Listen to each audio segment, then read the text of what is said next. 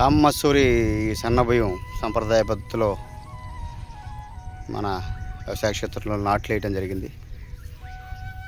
నారు పోసుకొని నారుని మనుషులతో మన పాత పద్ధతుల్లో ట్రెడిషనల్ పద్ధతిలో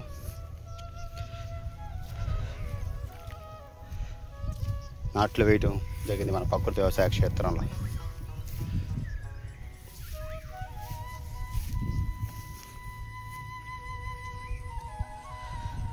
మనుషులు జరగటం, మనుషులు చేసేవాళ్ళు అనుకూలంగా చేయటం, ఇవన్నీ కూడా చాలా కష్టతరం అయిపోయింది ఈ రోజుల్లో.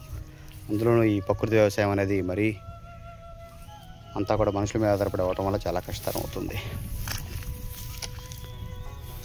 సంప్రదాయ పద్ధతిలో చేయాలి. అందువలన